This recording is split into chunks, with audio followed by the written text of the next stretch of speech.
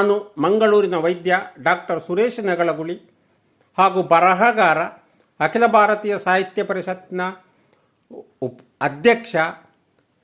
ಒಂದು ಬನವಾಸಿ ಎನ್ನುವ ಶಿರೋನಾಮೆಯಲ್ಲಿ ಭಾವಗೀತೆಯೂ ಹೌದು, ಗಜಲೂ ಹೌದು, ಅಂತಹ ಒಂದು ಕವನವನ್ನು ವಾಚಿಸ ಬಯಸುತ್ತೇನೆ. ಪಂಪನ ನಾಡಲಿ ಇಂಪಿನ ಕೋಗಿಲೆ ಪೆಂಪನು ಸಾರಿದ ಬನವಾಸಿ, ಕಂಪಿನ ತರುಲತೆ ಸೊಂಪಲಿ ಹರಡುತ್ತ ಜೊಂಪನು ಕಳೆಯುವ ನಾವಾಸಿ.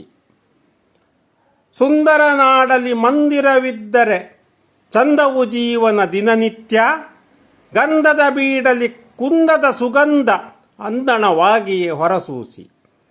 ಸುತ್ತಲೂ ಹಸಿರನು ಹೊತ್ತಿಹ ತರುಗಳು ಮೆತ್ತನೆ ಹುಲ್ಲಿನ ನೆಲಸಹಿತ, ಮುತ್ತುವ ಜೇನದು ಚಿತ್ತಕೆದನಿಗಳ ಬಿತ್ತರಗೊಳಿಸಲು ಮುದವರಸಿ.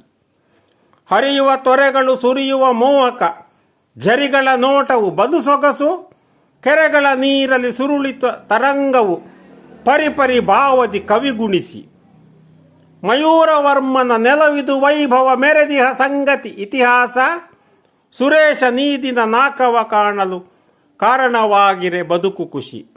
ಪಂಪನ ನಾಡಲಿ ಇಂಪಿನ ಕೋಗಿಲೆ ಪೆಂಪನು ಸಾರಿದ ಬನವಾಸಿ, ಕಂಪಿನ ತರುಲತೆ ಸೊಂಪಲಿ ಹರಡುತ್ತ ಜೊಂಪನು ಕಳೆಯುವ ನಾವಾಸಿ. ಕಂಪಿನ ತರುಲತೆ ಸೊಂಪಲಿ ಹರಡುತ್ತ ಜೊಂಪನು ಕಳೆಯುವ ನಾವಾಸಿ. ಅವಕಾಶಕ್ಕೆ ಧನ್ಯವಾದಗಳು.